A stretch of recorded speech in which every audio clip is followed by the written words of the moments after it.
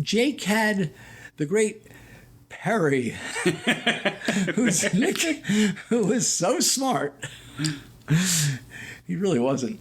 He was so smart. His nickname was the Computer. So you guys were so mean. You guys weren't mean. Everybody's got this diminutive nickname. What's wrong with being called the Computer? I mean, well, it's like, if you call it, obviously it's in jest, right? It was in jest. And Perry was quiet as a mouse. But Jake used to just have someone watching his back. Well, this brings us to Natasha. Right.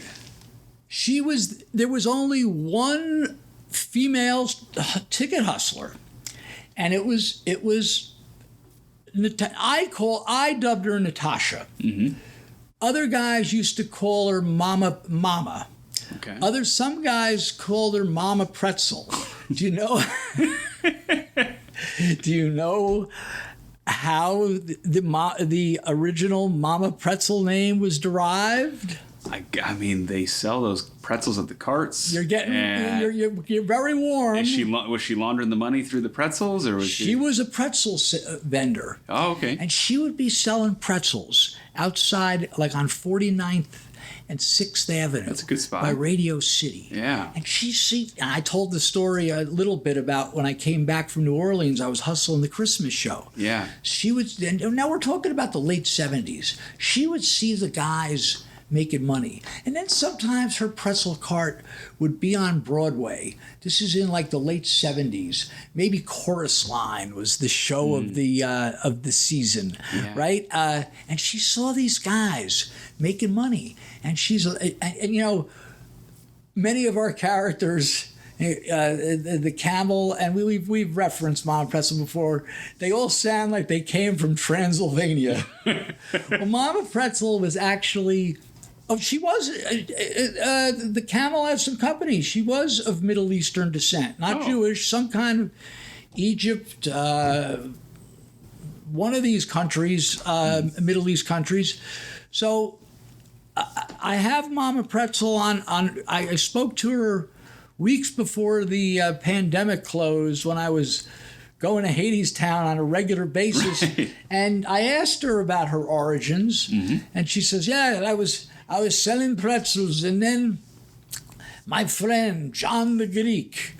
I go, was he Greek? He goes, no.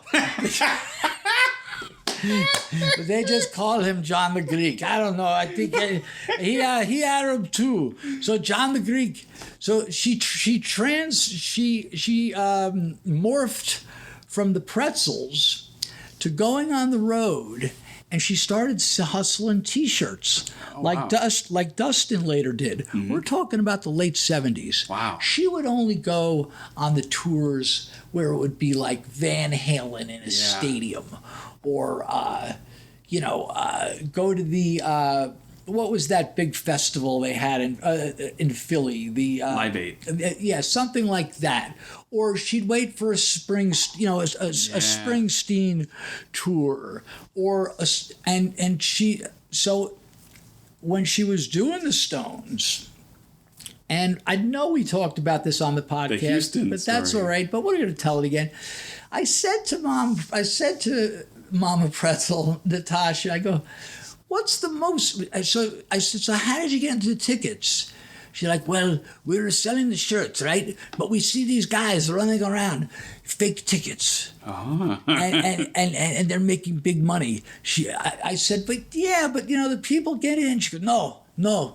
She goes, we know what they called the fake tickets? I think I've said this. Yeah. Blinkers. Right. Yeah. But so the specialty of the fake tickets was general admission concerts.